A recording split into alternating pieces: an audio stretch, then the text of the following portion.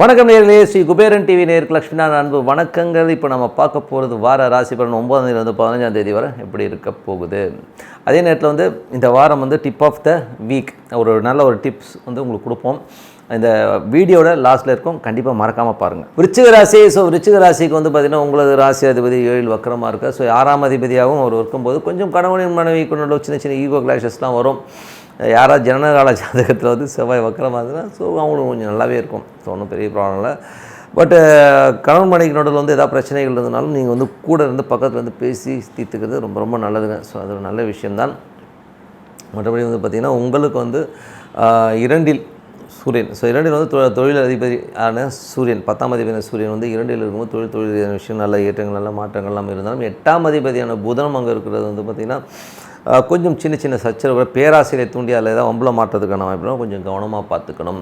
ஏன்னா 11ஆம் அதிபதியாக இருக்கிற லாபம் கொடுக்கும்னாலும் கொஞ்சம் ஜாகிரதையாக இருக்கணும். ஃப்ரெண்ட்ஸுங்களுக்கு நடுவில் பேசும்போது கொஞ்சம் கவனமாக பேசுங்க. அவங்க எதாவது இடவிடமாக பேசுவாங்க, இல்லை நீங்கள் எதாவது பேசும்போது கொஞ்சம் கை கலப்புகளோ வாய் வார்த்தைகள் அதாவது சண்டைகள் வருவதற்கான வாய்ப்புலாம் ரொம்ப நல்லா இருக்குது. அதை கொஞ்சம் பார்த்து பேசுகிறது ரொம்ப ரொம்ப நல்லதுங்க. ஏன்னா நம்ம எதாவது பேசுகிறோம் ஒரு கோபத்துலேயோ ஏதோ, பட் அது அவங்க எடுத்துக்கிறது ரொம்ப ஒரு வெஞ்சின்ஸாக எடுத்துக்கிட்டாங்கன்னா ரொம்ப கஷ்டம் ஆயிரும். அதுதான் விஷயம். கொஞ்சம் ஜாகிரதையாக இருந்தது நல்லது. 3ஆம் அதிபதியான சனி பார்த்திங்கன்னா ஆட்சி பலத்தோடு இருக்கிறது, கூடவே சுக்கிரன் இருக்காருங்க. அது நல்ல விஷயம்தான். நல்ல ஒரு கணவன் மனைவிக்கு நல்ல ஒரு உறவு முறைகள்லாம் நல்லா தான் இருக்கும். பட் என்னென்னா அங்கே செவ்வாய் வக்கரமாக இருக்குன்னா சின்ன சின்ன பிடிவாதங்கள் ஈகோ கிளாஷஸ் இருக்கும். மற்றபடி ஒன்றும் பெரிய விஷயம் இல்லை. காலைல சண்டை போடுறோம், சாயங்காலம் ஒன்று சேர்ந்துருவாங்க. அதெல்லாம் ஒன்றும் பெரிய ப்ராப்ளம் இல்லை. அதெல்லாமே ரொம்ப சிறப்பு தான். அது மட்டும் இல்லாமல் உங்களுக்கு 3இல் சனி சுக்கிரன் இருக்கும்போது கம்யூனிகேஷன் துறையில் இருக்கிறவங்க பெரிய வருமானங்கள் வருவதற்கானவே உங்கள் முயற்சிக்கு பெரிய வெற்றிகள் கிடைப்பதற்கான ரொம்ப சிறப்பாக இருக்குது. 4ஆம் அதிபதி 3இல் இருக்கும்போது சொத்துக்கள் விற்பனையானாலும் அதிலேருந்து ஒரு வருமானம் வருவதற்கான வாய்ப்புலாம் ரொம்ப நல்லாயிருக்கு. வண்டி விற்கணும்னு நினச்சிருக்கேன்னா வண்டி விற்றுட்டு வேறு வண்டி வாங்குறதுக்கான வாய்ப்புலாம் ரொம்ப சிறப்பாக இருக்கும். அதெல்லாமே ரொம்ப பெரிய ப்ளஸ்ஸு. பட் என்னென்னா சில பேர்கிட்ட பேசும்போது கோபப்பட்டு கொஞ்சம் எமோட்டாக பேசிடுவீங்க. அதை மட்டும் கொஞ்சம் பார்த்துக்கிட்டிங்கனாலே போதும். குழந்தைகள் சம்மந்தமான விஷயங்கள் 5 நல்ல ஒரு ஆட்சி பலத்தோட குரு இருக்கிறதும், அந்த குரு பார்த்திங்கன்னா உங்களுக்கு ராசியை பார்ப்பதனால நல்ல ஒரு தெம்பாக இருப்பீங்க. புதிய ஐடியாக்கள் புதிய விஷயங்களில் இறங்குவீங்க. பூர்வீகம் சம்மந்தமான விஷயங்களுடைய ஆசைகள், உங்களோட குலதெய்வத்துடைய ஆசைகள்லாம் வருவதற்கான வாய்ப்பு ரொம்ப நல்லாயிருக்கு. அதெல்லாமே ரொம்ப சிறப்பு தான். 6ஆம் அதிபதியான செவ்வாய் 8இல் இருக்கும்போது கொஞ்சம் வேலையில் ரொம்ப கவனமாக இருக்கணும். வேலையில் இந்த கடன் தொல்லைகள் இதெல்லாம் கொஞ்சம் பார்த்து இருந்துக்கணும். ஏன்னா 8இல் செவ்வாய் வக்கரமாக இருக்கும்போது கொஞ்சம் அடமன்சி, கொஞ்சம் பிடிவாதம், இந்த மாதிரி விஷயங்கள் இருக்கும். நான் அப்படி தான் இருப்பேன் அப்படின்ற மாதிரி விஷயம் இருக்கும். இப்படிதான் முடியாமல் இருங்க. இருக்கிற வாழ்க்கை அப்படியே இருக்கிற ஜாலியாக போயிடணும். அதை விட்டு சகச்சன்னு உட்காந்து மண்டை துண்ணக்கூடாதுன்னு சொல்லுவோம். பெங்களூரில் தான் சொல்லுவாங்க மண்டை துண்ணக்கூடாது, ஆவுறதில்லை, இந்த மாதிரி வார்த்தைகள்லாம்.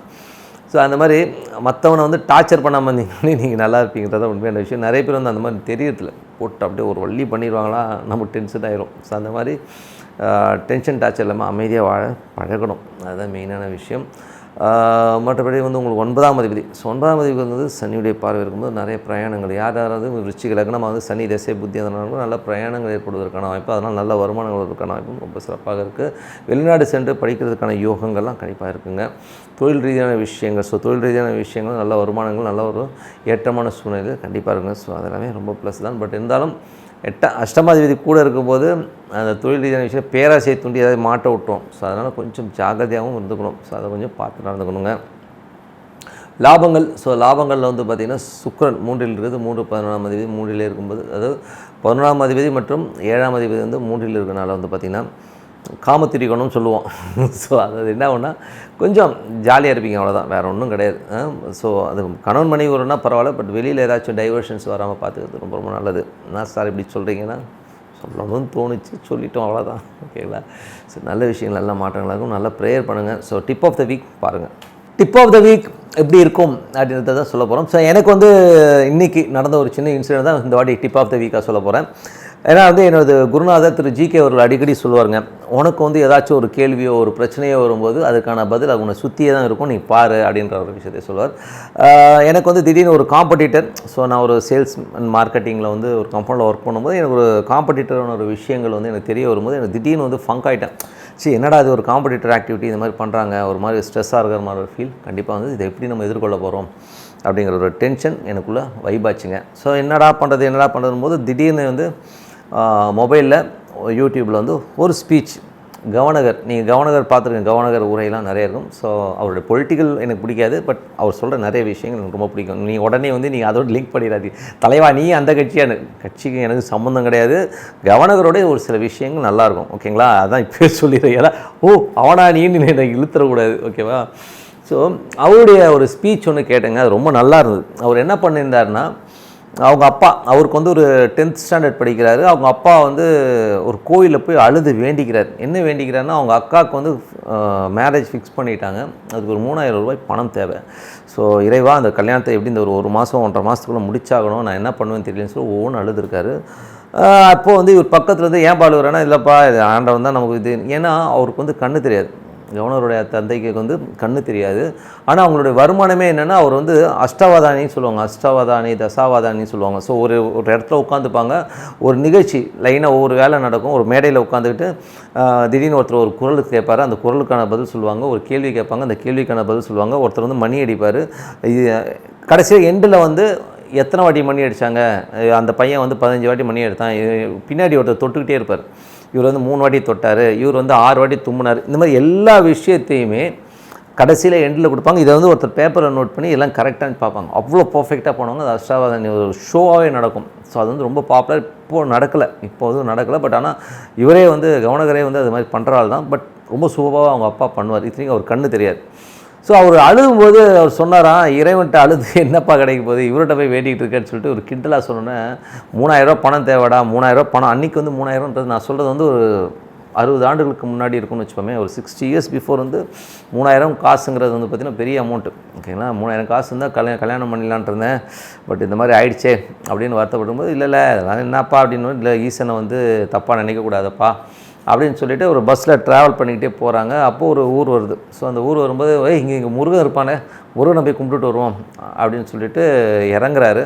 ஸோ இறங்கும்போது அங்கே ஒரு ஸ்கூல், அது வந்து தமிழ் கற்பிக்கிற ஒரு காலேஜ், ஸ்கூல் கூட இல்லை, காலேஜ் இது. ஸோ அந்த காலேஜில் போய்ட்டு சும்மா வாய்ப்பு கேட்போம் அப்படின்னு சொல்லிட்டு அங்கே போய் அந்த பிரின்ஸிபாலை பார்த்து ஒரு வாய்ப்பு கேட்குறாரு. ஸோ இந்த மாதிரிங்க, நான் என்ன பண்ணுறது, இந்த மாதிரி நான் அஷ்டாவதானி, நாங்கள் நிறைய விஷயங்கள் பண்ணுவோம், எங்களுக்கு ஒரு வாய்ப்பு கொடுங்க அப்படின்னு கேட்குறாங்க. அவர் சொன்னாராம், எங்களுக்கு ஒரு ஸ்டூடெண்ட்டுக்கிட்ட நான் பணம் கேட்க முடியாது, ஆனால் என்னுடைய தனிப்பட்ட காசுல நான் உங்களுக்கு ஒரு 10 ரூபா தான் கொடுக்க முடியும். ஸோ அப்படி 10 ரூபா வாங்கிட்டு நீங்கள் ப்ரோக்ராம் பண்ணுறதுனா பண்ணுங்கள், இல்லைன்னா விட்டுருங்க அப்படின்னு சொல்லியிருக்காங்க. இல்லைப்பா பரவாயில்ல நாங்கள் பண்ணுறோம் அப்படின்னு சொல்லிட்டு அவர் ஒத்துக்கிட்டு அந்த ப்ரோக்ராம் பண்ணுறாரு. பசங்களாம் நிறைய கேள்விகள் கேட்குறாங்க, சரமாரியான கேள்விகள், எல்லா கேள்விகளும் படார் நடிக்கிறார், இலக்கணம் சீரு அது இதுன்னு கண்ணோட, இவர் கண்ணு தெரியாதுன்னு அவ்வளோ அழகாக எடுக்கிற. அந்த ப்ரோக்ராம் எக்ஸ்ட்ராடனரி இருந்திருக்கு. ஸோ ப்ரோக்ராம் முடிஞ்சோடனே அந்த டைரக்டர் வந்து பேசும்போது சொன்னாராம், இவ்வளோ அருமையான ப்ரோக்ராம், இவ்வளோ விஷயங்களை இத்தனை மணி நேரம் உட்காந்து கொடுத்தாரு, பட் ஆனால் அவருக்கான சன்மானம்னு சொல்லி நான் கொடுக்குறது பற்றி இந்த 10 ரூபா தான் கொடுக்க முடிஞ்சுது. ஆனால் ப்ரோக்ராம் ரொம்ப எக்ஸ்ட்ராடனரி இருந்தது. மாணவர்களே, உங்களால் என்ன முடியுமோ பார்த்து அவருக்கு செய்யுங்க. உங்களுக்கு 1 மணி நேரம் வந்து டைம் கொடுக்குறோம். அதுவரை வந்து நான் அவருக்கு கொடுப்பேன், நான் டிஃபன்லாம் வாங்கி கொடுத்து, டிஃபன்லாம் கொடுத்துட்டு அவங்க ஒரு அறையில் உட்கார வச்சு பேசிவிட்டு வந்து கொடுக்குறாங்க. அப்போ அவர் நன்றி உரை கொடுக்குறாரு. ஸோ நன்றி உரை கொடுக்கும்போது, மாணவர்களே ஒரு 10 ரூபா வந்து பிரின்ஸிபால் கொடுக்குறேன்னாரு, ரொம்ப நன்றி, ஆனால் நீங்கள் கொடுத்தது 3100 ரூபா அப்படின்னு சொல்லிட்டு சிரிச்சாராம். அப்போ பையனை பார்த்து சிரிச்சாராம், பார்த்தியா ஈஸ்வரங்கிட்ட வேணுன்னா கண்டிப்பாக கிடைக்கும் அப்படின்னு. ஸோ அதனால் வந்து வேண்டுதலுங்கிறது வந்து பார்த்திங்கன்னா நம்பிக்கைங்க. அந்த நம்பிக்கையோட அந்த வேண்டுதல் இருக்கணும். நம்மளுங்க அந்த மாதிரி வேண்டதே கிடையாது. வாரம் ஒன்று மாற்றிக்கிட்டே இருப்போம். போன வாரம் வேண்டு வா, இன்றைக்கி கூட வாங்கிட்டு வா, சாமிக்கிட்டே வந்து அக்ரிமெண்ட் போடுறவங்களாம் இருக்கிறான். நீ வந்துட்டா நான் உள்ள உங்கள் கோயிலுக்கே வரமாட்டேன்னு சொல்லுவோம். அந்த மாதிரிலாம் இல்லாமல் மனதார அந்த இறைவன் வந்து பற்றுதலோடு நீங்கள் வந்து லிங்க் ஆகிட்டீங்கன்னு வைங்களேன், அதுக்கப்புறம் உங்களை அசைக்கிறது யாருமே இல்லை. இது எனது அனுபவம் கூட. ஏன்னா வந்து இறைவன் வந்து என் கூட இருக்கும்போது நான் எதை பற்றியுமே கவலைப்படுறது கிடையாதுங்க. நாளைய பற்றின விஷயத்தை பற்றி கவலைப்படுறது கிடையாது.